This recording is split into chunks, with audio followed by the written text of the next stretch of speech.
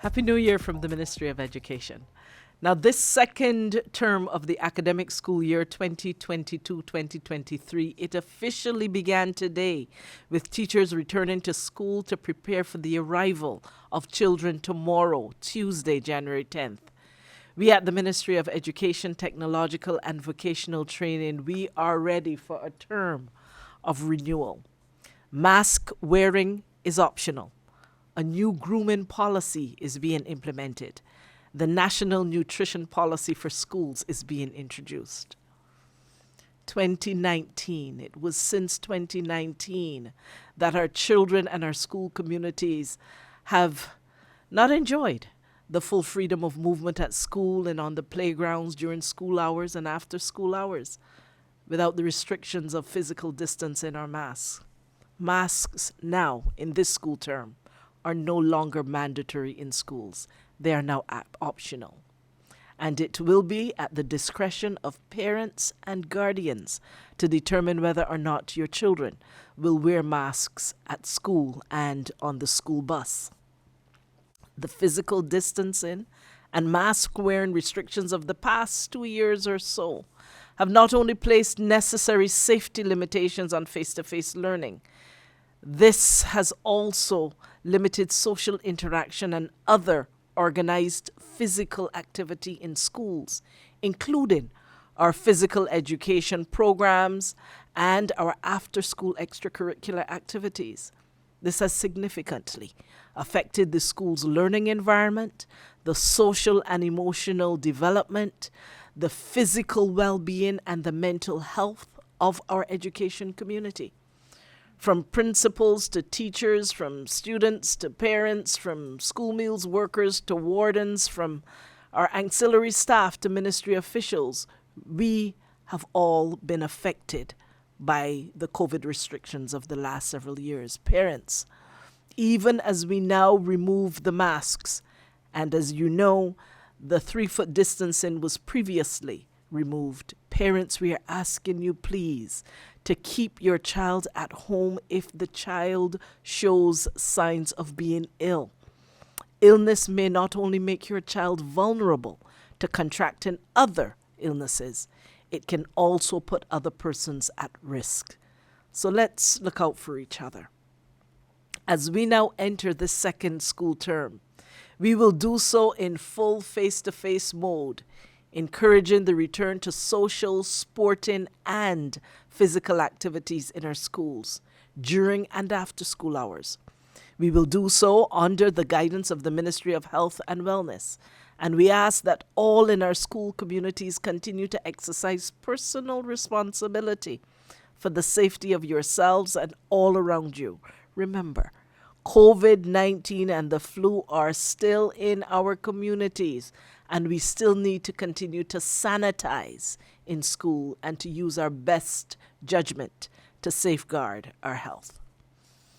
As we seek to involve our students in structured, supervised extracurricular activities and to also utilize our school plant to better serve community needs, I am appealing to volunteers and skilled persons from the community who are interested in delivering programs, sports, career development, literacy, craft.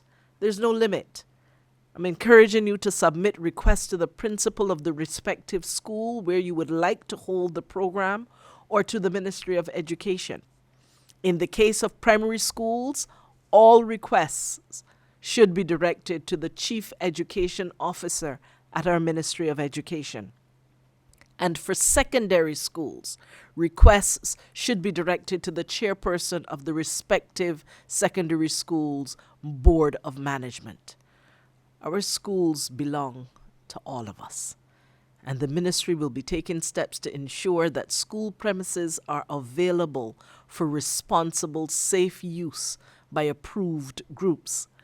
Conditions will, of course, apply because we have to protect our public assets.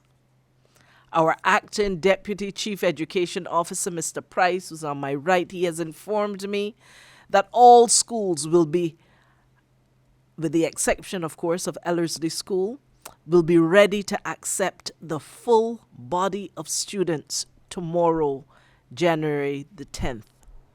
Ellerslie Secondary School is scheduled to open on Monday, January 16th. Why the delay?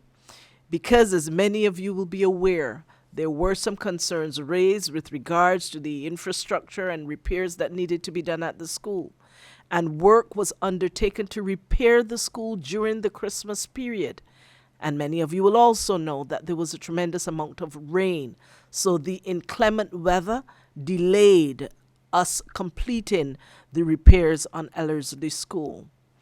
I have been assured that the principal will be putting in place and communicating to parents within the next 24 hours instructions with regards to the rest of the week and how the students will be instructed and what the teachers and others will be required to do. I ask, please, that you check your Google Classrooms where messages from the school is usually delivered.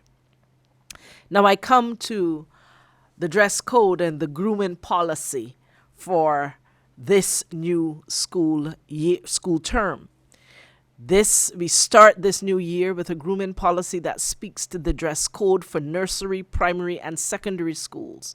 A dress code that falls within for those schools that fall within the purview of our Ministry of Education.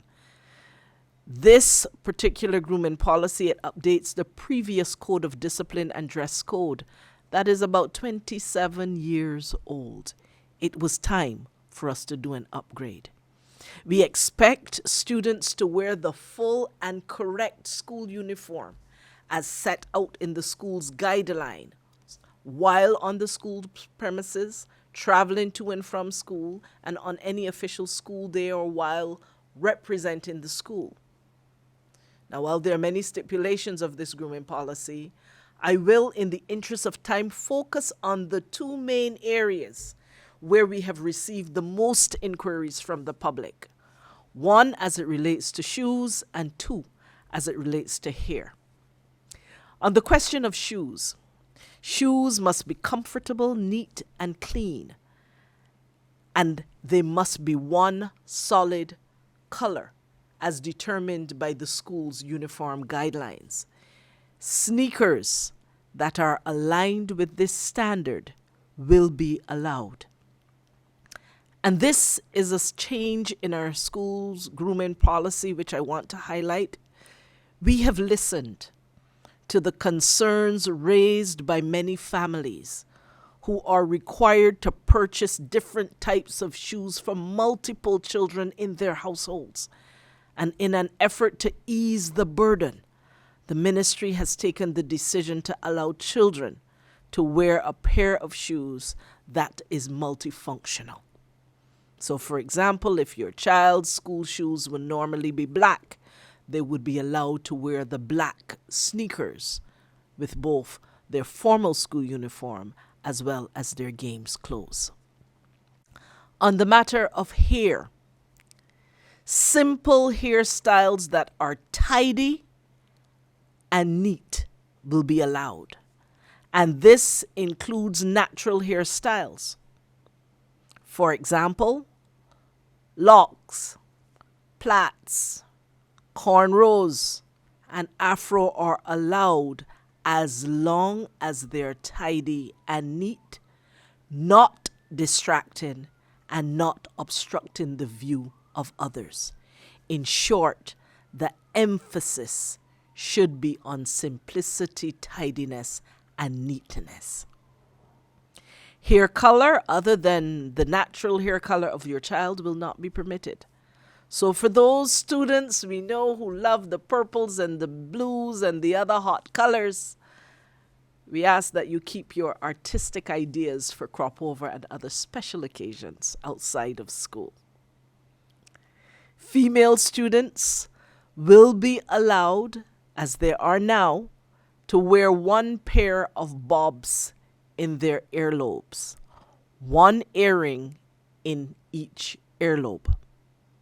Now, some persons have inquired whether boys will be allowed to wear earrings as well. The simple answer is no, not at this time. There's much more included in the grooming policy, and I would encourage you to view the full policy on the website of the Ministry of Education, Technological and Vocational Training. That's at mes.gov.bb.